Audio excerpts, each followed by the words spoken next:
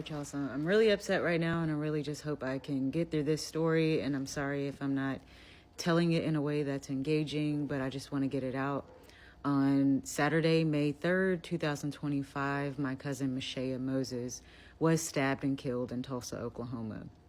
The media is protecting the name of the man responsible for stabbing her while releasing her name and a previous conviction from over 10 years ago that's incredibly insensitive to our family and the families of the young girls, but also a tactic to sway public perception and further criminalize and justify the senseless death of Black lives.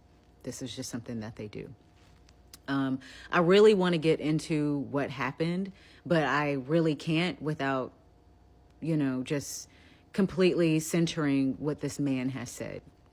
We don't know too much. All we do know is that they were involved in a tailgating situation in which Miashah removed herself from the altercation, drove away. She's parked in a church parking lot across the street from where our cousin lives, a family member lives nearby. She's parked. The gentleman who was afraid for his life and was afraid for her to follow him home circled the block for about 5 to 10 minutes just to be clear of her. This is his account. He's driving home. Supposedly he's lived there for 40 years and he's never seen my cousin over in that neighborhood. We've all been to my cousin's home who lives there. He lives right on the corner, the edge of the street, so we all have to park in that parking lot across the street to be able to have somewhere to park when we go to his house. That's where she was. He saw her there. He decides that he wants to confront her. He was so scared for his life, was afraid that she was following him. He saw her completely parked and disengaged from the situation. He decides he wants to go ahead and reignite the situation. So that's what he does. He pulls up on her. What they're leaving out is that my cousin is just as shocked to see this man that she got into an altercation with pull up on her. She backs away, pulls out a metal rod from her car. They're saying it's a car jack of some sort, and allegedly tosses it at his car. He decides, instead of driving away, calling the police, that he's going to pull into a parking lot and further confront her. The detective is framing it as he stopped just because he was concerned. She shows that she's aggressive, and he just decides, well, now I'm upset now, so now I'm gonna step out of my car with a knife and confront you. So again, my cousin somehow both tossed the rod at his car and got it back to fight him with it. She does get some licks in on him. She's 4'11", he's 6 foot. He's an elder man. He's about 65 years old. I don't know his condition. I don't know anything about him because, again, they're protecting him. Somehow, again, is still afraid. This is what they're saying. My cousin is the aggressor. This man, who has been afraid from the jump, confronts her with a knife and stabs her in the abdomen. He's being described as an honest and believable guy because he stayed on the crime scene and called the police. Now, what that shows to me is that he was fully capable of calling the police in the first place. And had he just gone home, there would have never been a crime scene to begin with. What is most frustrating is that we've been told already, and there's only been about 3 days between this, is that we shouldn't expect an arrest. And that with all the evidence that she seems like the aggressor, even though he admitted that he confronted her after a situation was already de-escalated. I wish my storytelling capabilities were better and I can give you some visuals, but that's not really what this is about right now. What this is about is visibility. We are witnessing the media, specifically in Tulsa, Oklahoma, erase and not even consider Miashah's side of the story. They are already framing him as the victim, although he has minor injuries and my cousin is deceased. We've dealt with injustices in our family for quite some time, but not to this degree. And really what we're asking for is, if there is anybody who's ever had to deal with a situation like this, we're asking for visibility. We're asking for honest, non-biased, impartial investigation towards the situation. That's all we want. Tulsa, Oklahoma has a history of protecting white aggression. There is a young lady by the name of Lakia Gaines who was shot and killed over a road rage situation in which the man was found not guilty, and barely people know the name of this young lady. And I want to bring attention to Lakia Gaines as well as Miashah Moses. We will not let Miashah's name get erased and he comes out as the hero or a victim of this situation that he confronted. Please share your resources. Please tag the right people.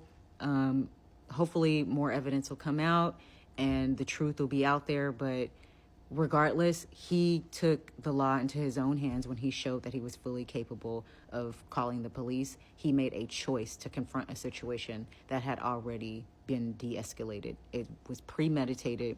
It was not reactive. It was not self-defense. We want justice for Mo. I don't ever make these when I'm in this condition, but like I really just feel like I don't know why our story is kind of being ignored a bit, it feels like. But I'm just asking y'all, if you see it, to share it. And if you don't want to share it, can you at least tell me why? Because maybe I'm too close to the situation to understand why not.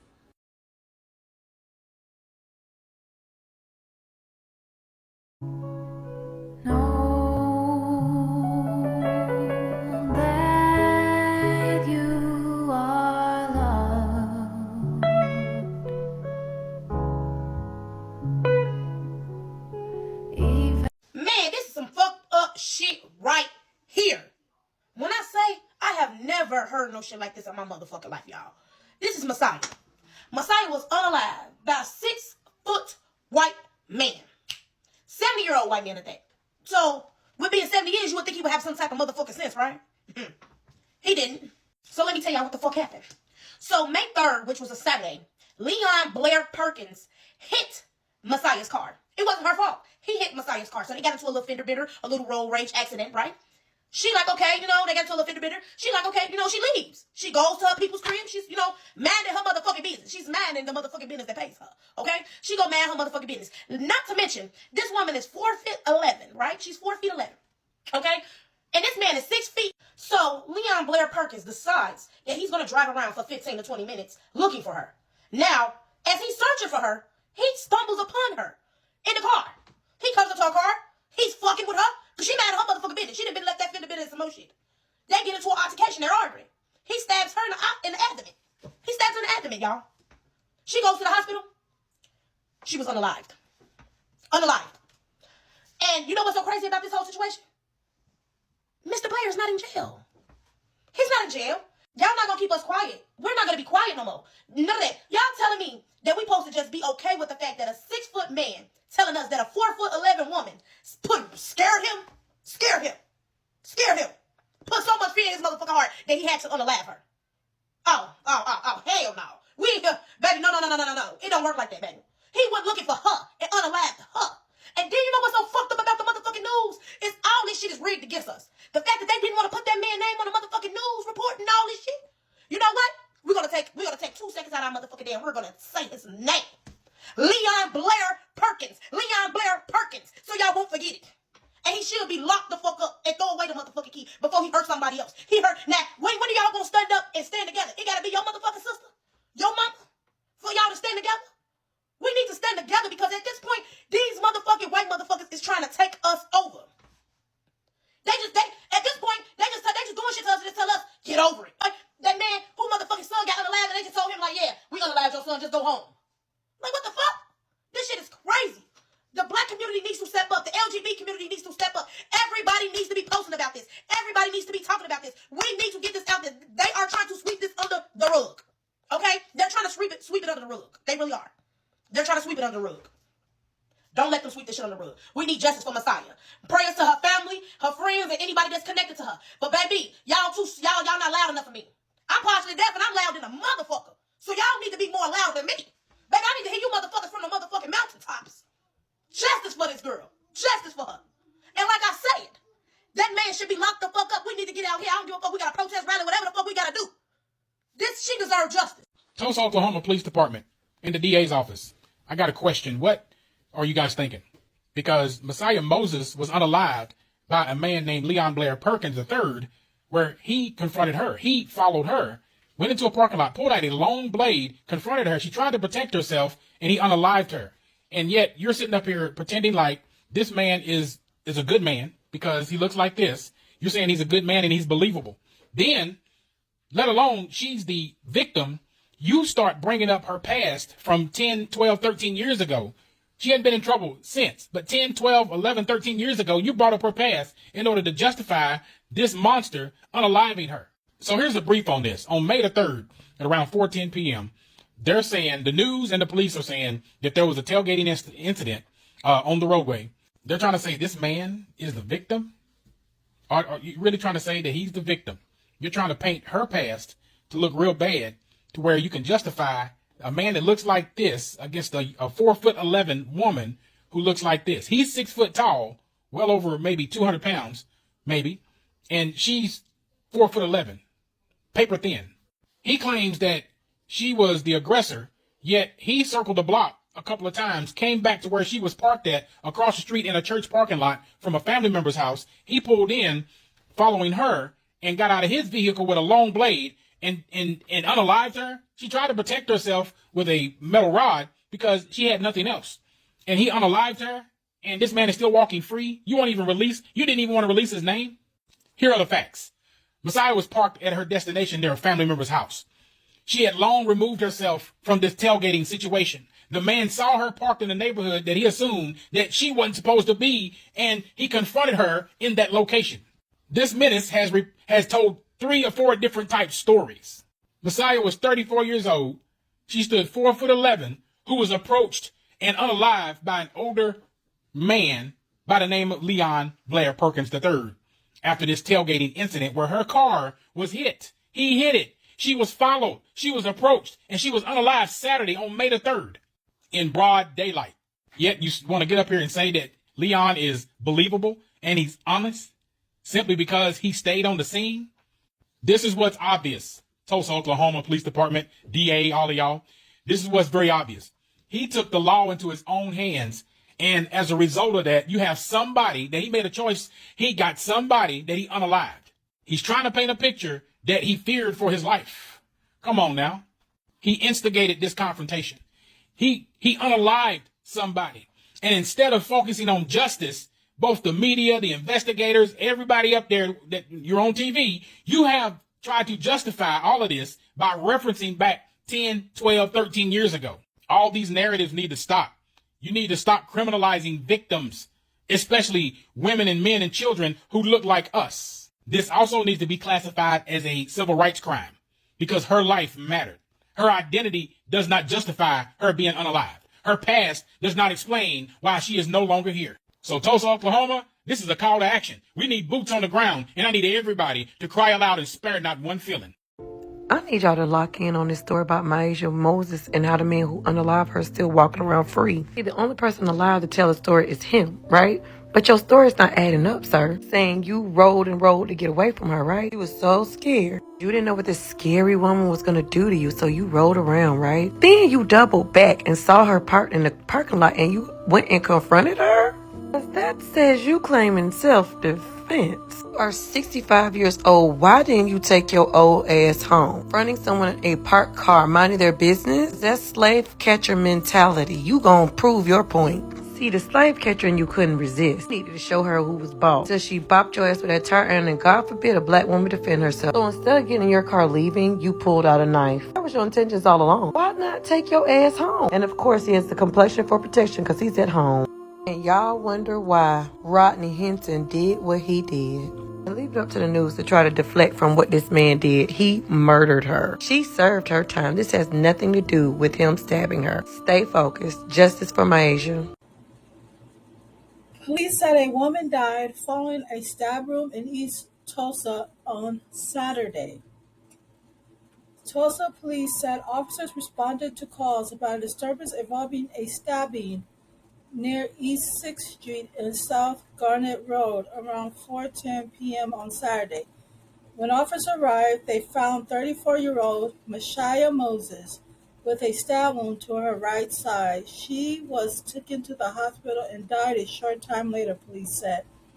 Tulsa police said the stabbing subject stayed at the scene and was one of the people who called 911.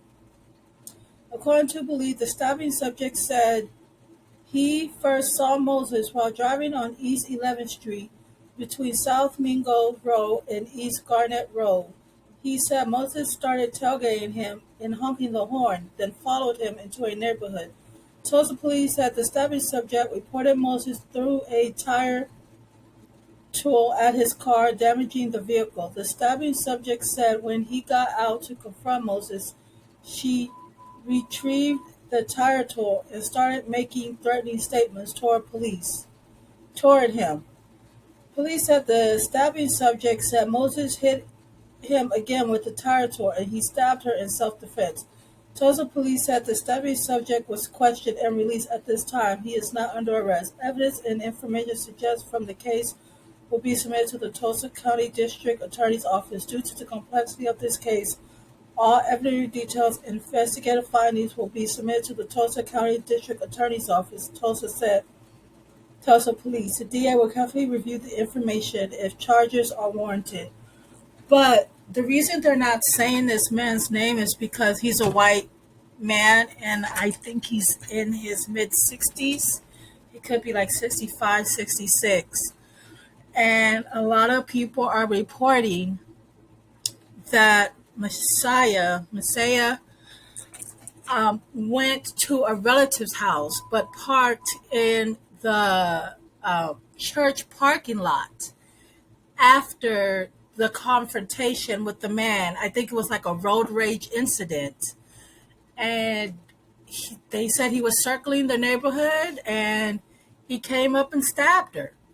For what? No reason.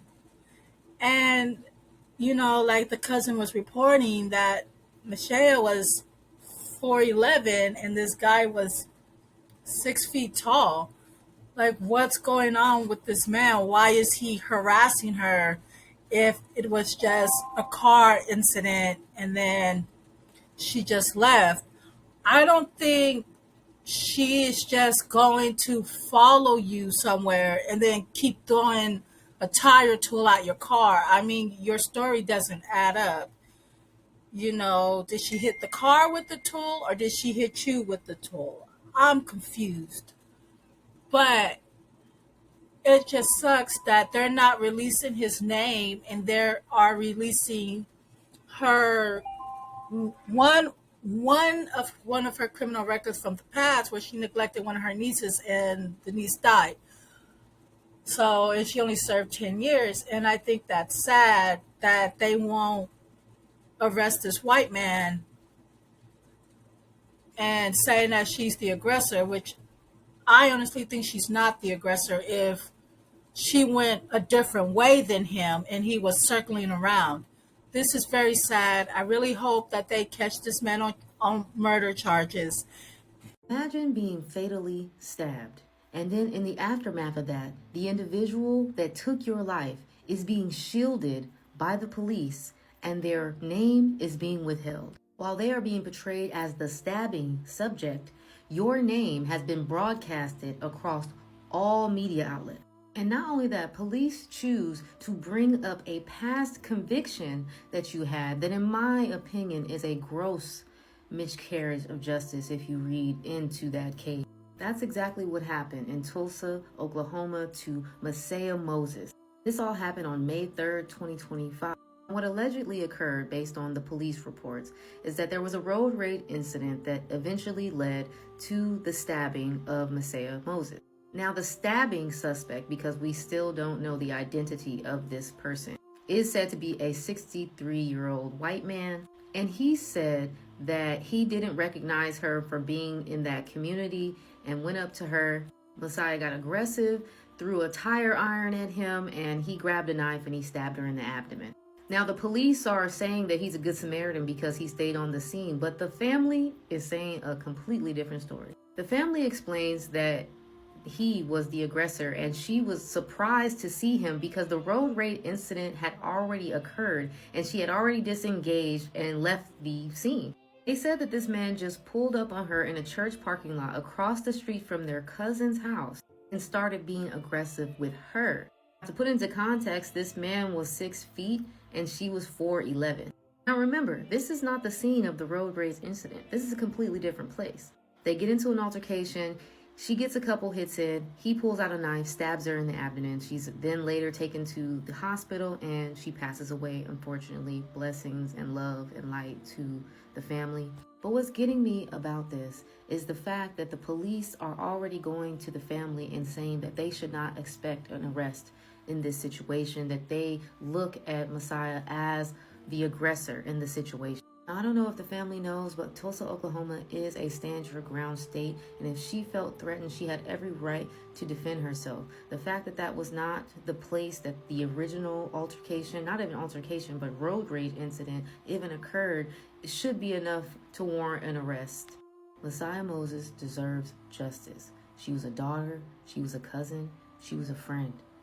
More importantly, she was a human being, and human beings deserve dignity and respect, and she deserves a thorough investigation into her death. May her family have peace, and may we get justice. So on Saturday, May the 3rd, 34-year-old Miashah Moses was unalived by a guy named Leon Blair Perkins III in Tulsa, Oklahoma. And it was after a road rage incident, and they had went their separate ways, and he ended up seeing her and circled back, and things got a little bit heated, and he ended up ending her life. The Tulsa police are stating that from the accounts of the story that he has told, which has been 3 different times at this point, that he was defending himself, that she came after him, and that he ended up, unaliving her with the long blade that he had, and that it was justifiable. Her family is stating that is not accurate, and they are asking for justice. Now, the road rage incident was just through the neighborhood, it seems, and he said that he was trying to get away from her through the neighborhood, and in the midst of that road rage incident, her vehicle was hit, and he said there was some point of tailgating, so I'm not sure if they, somehow ended up switching back and forth in front of each other, or what, or how, specifically her vehicle was hit. But her vehicle was hit in that incident. She was driving a red vehicle. So he states he got away from her. He went his way. She went her way. And she was over by one of her relatives' home, which is why she was in that neighborhood. And she was parked at a church by the family member's home. And he saw her over there. He very clearly has stated that he went back over there and approached her after they went their separate ways, because he felt like she didn't belong in that neighborhood. Remember that. They went their separate ways. And he saw her and said she didn't belong in that neighborhood and went back over there and approached her. Now, he says that she had a tire iron, and it is very clear that he had a long blade, and he ended up stabbing her in her stomach area, and she did not survive her injuries. So her family is asking for the Tulsa Police Department to actually continue to investigate this, because of the fact that he went and pursued her, that his story has changed several times, and that it is just not adding up when he went out of his way to make sure to confront her. So I hope that this is bringing awareness for Tulsa police to continue to investigate this and come to an accurate decision that if he is responsible for her life, that you are making him be held accountable. Now, she does have a history where she was charged with a fire that ended up unaliving her nieces because she was cooking, and they say that she was unattended cooking whatever she was cooking, and it ended up causing a fire in the home, and they lost their lives. She did serve her time for that, and that has nothing to do with the incident that happened on Saturday. So her past actions do not have anything to do with the incident that happened on Saturday, and that incident should be reviewed and determined based on those actions alone. So there is an incident that just happened May 3rd in Tulsa, Oklahoma. There is a young lady named Miashah Moses who was fatally stabbed by an older white gentleman. The older white gentleman approached Miss Moses because he felt like he had never seen her in his neighborhood out of the 40 years that he's been there. So why was she there? Mind you, she has a family member that lives in said neighborhood.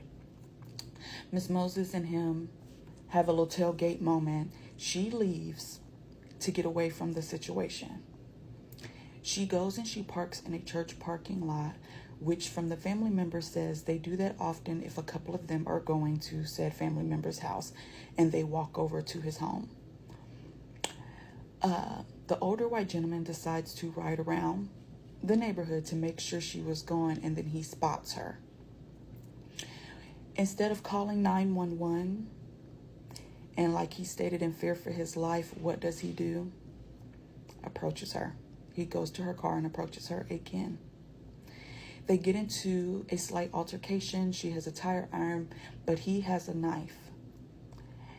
They get into the slight altercation, and just for context, she is 4'11". He is 6 foot tall. That is a significant height difference.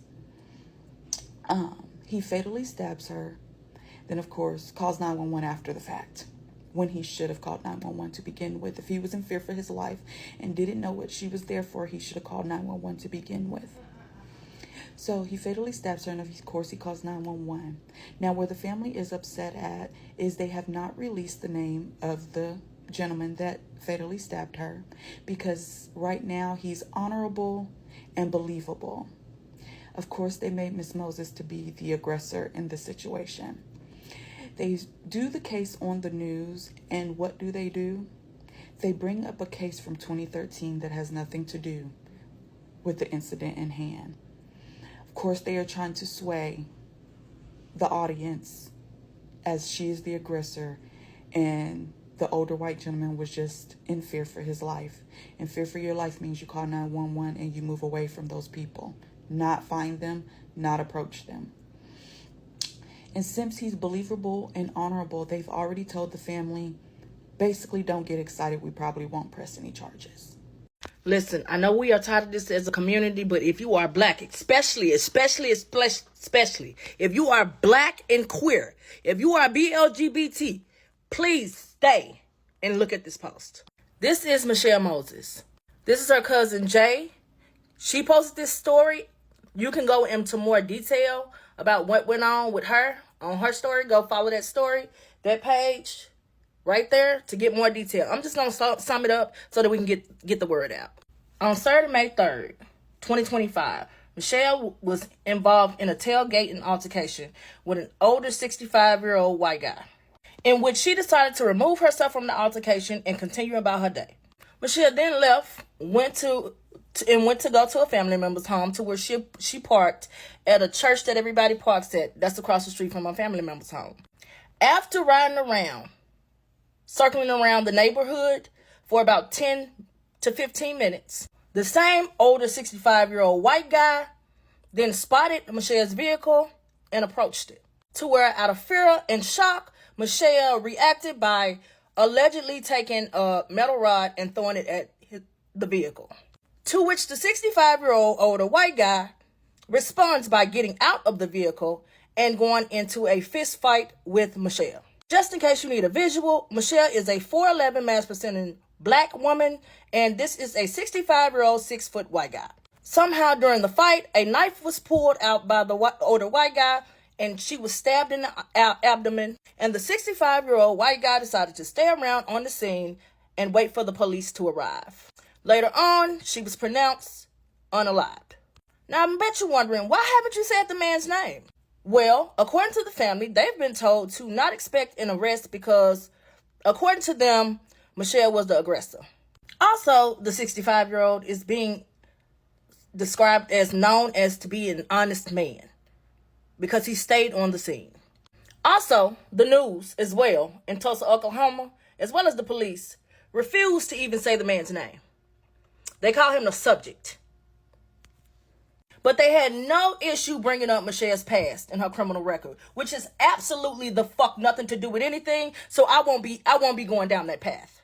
Guys, like, share, make a video, repost, go to her cousin's video, show it some love, spam justice for Miashah Moses in the comment section. Repost, share it within the inboxes, whatever you have to do to get this story out. Because A, his name needs to be released. B, he needs to go through due process like everybody else. Because protecting this man, I don't give a damn what condition he is. I don't give a damn what church he belongs to. She needs justice, and so does the family. I would do my best to try to make sure that I keep up with what's going on. But y'all gotta please, please, please like, share, boost all of the posts. Say her name. Say her name. Black gay people, I expect each and every last one of you to share, like, repost, talk about, have a conversation about. We have got to get this family justice. And I will tag her cousin also below.